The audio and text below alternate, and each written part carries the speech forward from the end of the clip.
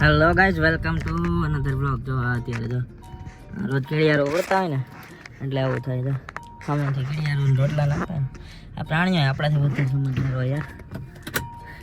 તો હવે આજે બ્લોગમાં આપણે જવાનું છે આ લોહી દેવા, બરાબર ને? આપણે યાર માતાશ્રી ભેળા આવ્યા છે, જોકે એ લોહી દઈ શકે એમ નથી, બરાબર? એટલે આપણે લોહી દેવા જવાનું છે ને એવું બધું પ્લાનિંગ છે ને. પછી ચાલો પેલા લોહી દઈ આવે, બરાબર? પછી આગલો કાર્યક્રમ કંઈક કરશું.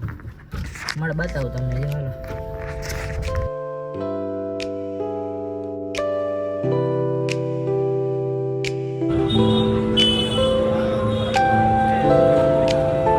યુવા કથાના અમારા આયોજક અમારા સતાણીભાઈ મારી વચ્ચે ઉપસ્થિત થયા છે.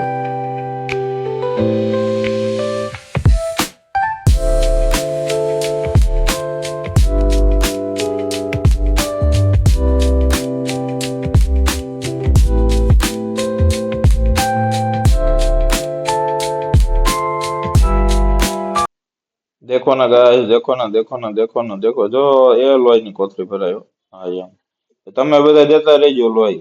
હા A few moments later. તો આપણે આવી ગયા હતા રાજુભાઈ આલુપુરી વાળાને ત્યાં. અને રાજુભાઈ આલુપુરી વાળા એટલે કે સુરતની આઈટમ, જે સુરતી આઈટમ્સ કે ને કે ઈદડા હે, ખમણ હે, ખમણી હે, લોચો હે, આલુપુરી હે, જેનો ઓરિજિનલ સુરતી ટેસ્ટ રાજકોટમાં લેવો હોય તો રાજુભાઈ આલુપુરી વાળાને ત્યાં. આપણે ઓર્ડર કરી દીધો હતો ખમણનો. તો અને હા, ખાસ વાત કે અહીંયા તમને સુરતની જે આપણે ડુંગળીવાળી જે ચટણી કહીએ ને એ ચટણી અહીંયા તમને મળી જાય. તો હાલો, હું તો ખાવામાં મશગુલ છું. જો આ ખમણ આવી ગયા અને રાજુભાઈ જો બનાવે એકદમ ફ્રેશ હો, અત્યારે ઈદડાનું બેટર બનાવે છે. તો તમે જોઈ શકો છો હાઇજેનિક પણ છે.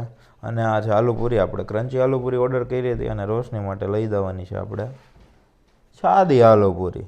અને તમે જોઈ શકો છો જો રાજુભાઈ ઈદડા બનાવે. તો હવે લોકેશનની વાત કરું તો લોકેશનમાં એવું છે કે મવડી ચોકડીથી બાપા સીતારામ ચોક બાજુ જતા વચ્ચે ફૂડ કોર્ટ ટાઈપનું ચોકમાં જ આવી જાય છે. તો તમને જોવા મળી જશે. અને ત્યાં મળી જશે રાજુભાઈ આલુપુરીવાળા. અને ત્યાં ખમણીથી માંડીને ટોટલી સુરતી આઈટમ એક નંબર મળે. તો એકવાર વિઝિટ જરૂર કરજો. સુરતી લાલાને ખબર હોય ને એની સેવપુરી કેવી હોય. સેવપુરી શું કહેવાય?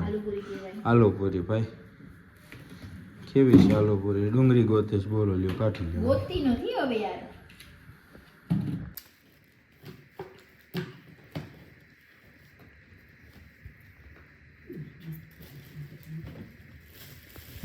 હાથ કરી ગયો. કેવો લાગ્યો? હારી હે, હારી હે. રાજુભાઈની સેવપુરી આલુપુરી શું કહેવાય? આલુપુરી. રાજુભાઈની આલુપુરી હારી હે. હો ભાઈ, આવજો બધા ખાજો.